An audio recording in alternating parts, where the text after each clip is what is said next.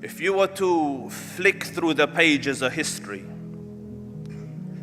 and come to the beginning of our history, or the history of our nation, as in the sovereign Muslim nation, you would notice that at that time, in that age or in that era, there were two main world powers, superpowers or empires. On the one side was the Persian Empire, and on the other side was the Roman Empire. And both of these empires had reached the zenith of power.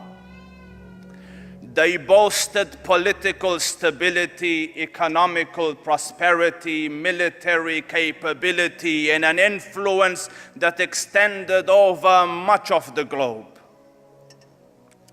And then there, in the dry deserts of Arabia, lived the Arab race, a semi-nomadic people scattered across an endless desert.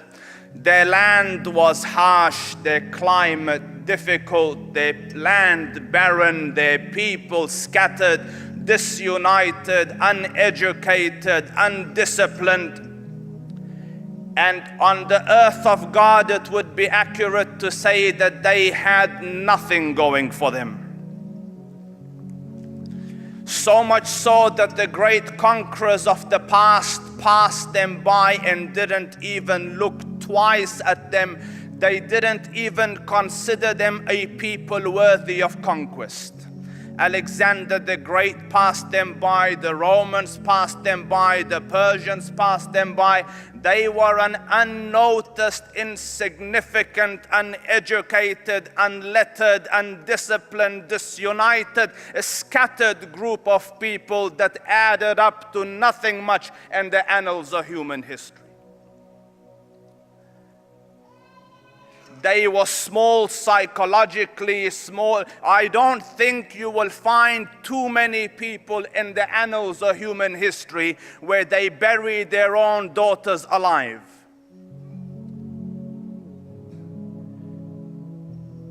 Politically, they thought small, they aimed small. One of their greatest men, this is later on, but the reference that I am giving here is in his days before Islam. A man came and asked him, Ya Umar, what is your biggest aim in life? What is your biggest goal in life? What do you want to achieve in life? What do you live for? He said, I wish that if I could have a herd of camels, that I could breed and milk and live off that comfortably. That is my aim in life. They were a small people, population the numbers were not as big as the other countries. And yet Allah Rabbul Izzah chose and preferred this unnoticed, undisciplined, disunited, uneducated, scattered group of people to become the primary promoters and propagators of the one true religion of God. And I study history and I contemplate deeply about it, and for the life of me I am thinking, Ya Rab, the Romans were there, the Persians were there, armies were there, governments were there, governance were there, pomp was there, ceremony was there, and you opt for this unnoticed, disunited, undisciplined, uneducated group of people to become the custodians and the promoters and propagators of the salvation of the human nation. And yet, when this group of people, semi-nomadic group of people hovering on the brink of barbarism, when these people entered Islam, and as the Quran says, "Udkhulu fi silmi kafa," when they entered it entirely, when it became their life and their focus and their purpose and their everything, within a few decades, this insignificant, unnoticed, undisciplined, small, uneducated nation expanded and extended from Granada in Spain on one side to New Delhi in India on the other.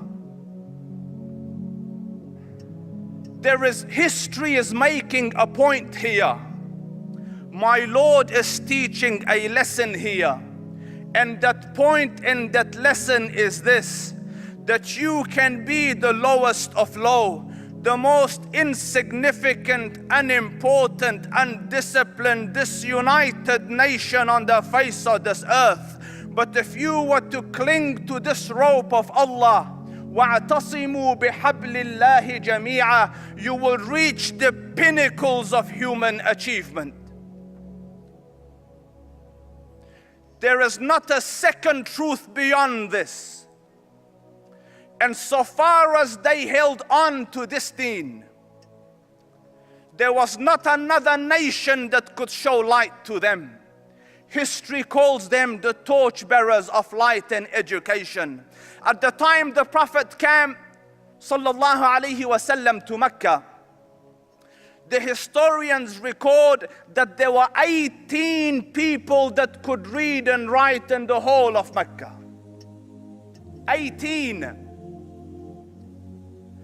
By the time the Prophet left, Arabia had become teachers of the world. And that same Umar ibn al-Khattab radiyallahu anhu, who yesterday wanted to have a herd of camels, they ask him now after Islam, Ya Umar, what is your goal? What is your purpose? What's the mission of your life? What do you want to live for? He says, I want to struggle till the deen of Muhammad reaches every corner of the globe. The small became world notable. The unnoticed became significant. The localized dreams became world vision. The secret formula of change and success was Islam.